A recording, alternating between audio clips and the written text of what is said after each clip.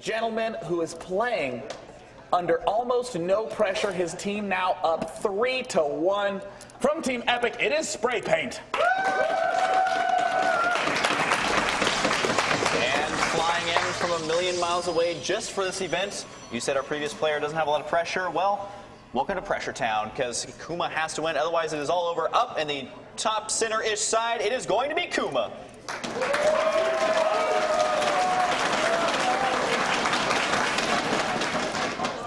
Both players playing very normally, just chrono boosting their probes. We see that Spray Paint is slightly ahead in that probe production count. This can happen very easily just due to the fact that Kuma's probes start out farther away from the minerals at the outset of the game. Will not have too great of an effect. There's the gateway now going down. Looks like gateway was planted first for the blue Protoss player at the north, and they'll both be scouting.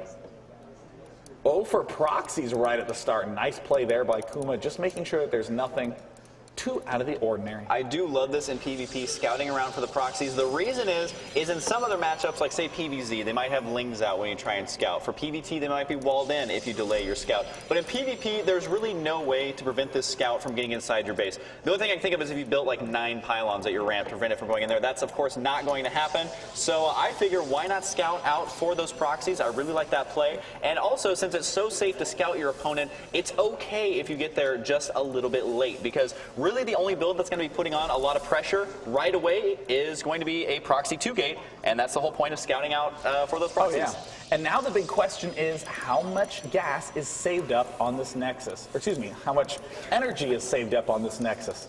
This is not a trading game where you can store your gas and exchange it with your opponent. How fun that would be. And Kuma going for that second assimilator very, very quickly. And in the same time, Spray Paint getting the Zealots, saving up a lot of gas. There's the second gateway up for Spray Paint. This is what we call a control build for Spray Paint. He gets these 2 gateways up so we can get a good amount of stalkers.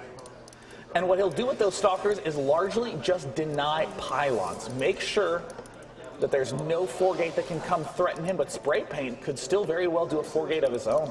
I do love what Kuma is doing here. I highly recommend this to any Protoss player in this matchup, is set that probe to patrol scout. Now, don't leave him there the whole time, because he will eventually die, and they can also hide tech, but let him do a couple laps around the base on patrol. It's going to make your opponent nervous, as well as keep your probe alive. Allows you to focus on your main base as well. And you can see the rally points of these gateways are set to this probe. The stalker should be done here, and he's all but sacrificed this probe by leaving it there for so long. Now, this looks really dangerous for Kuma, but he is going to be really suspicious. There has been no attempt to take that geyser, and he spots again that there's no geyser down.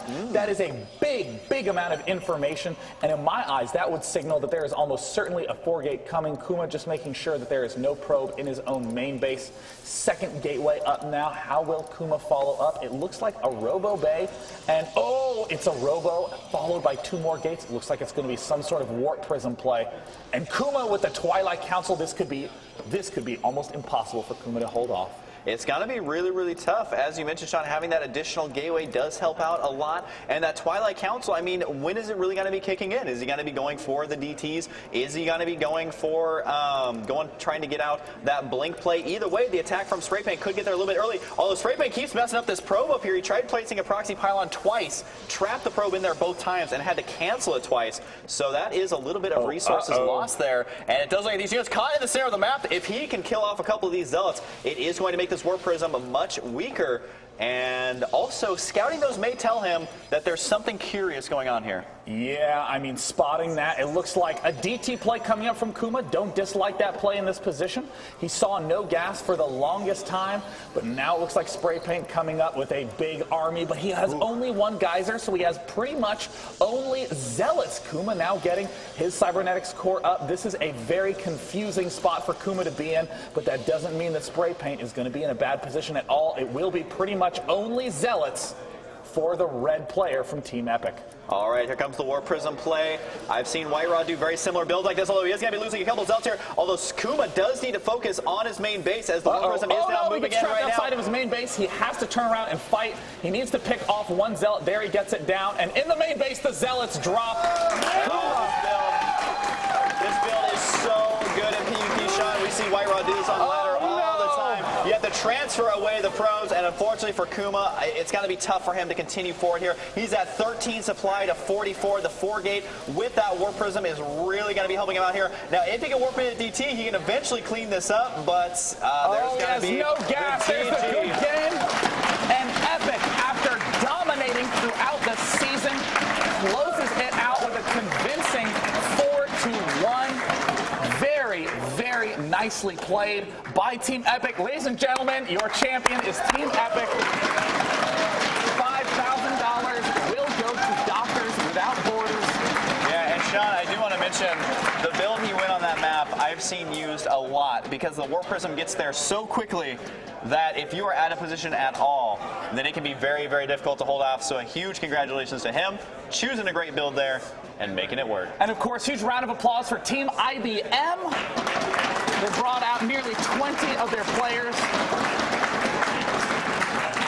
Huge amount of support, getting second place in the After Hours Gaming League Season 2. There's Team IBM, played amazingly throughout the season.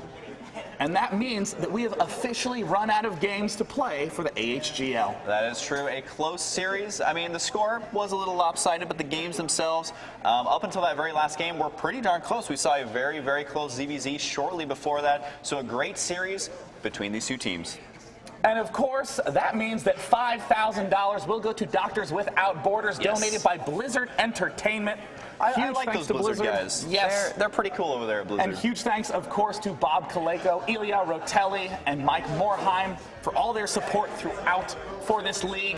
And there is the Season 2 bracket now completely finished. Now, Sean, I'm really excited. I remember last year we had a ridiculously sized check. I'm hoping that we have yet another ridiculously sized check here. Undoubtedly, that will be presented in due time.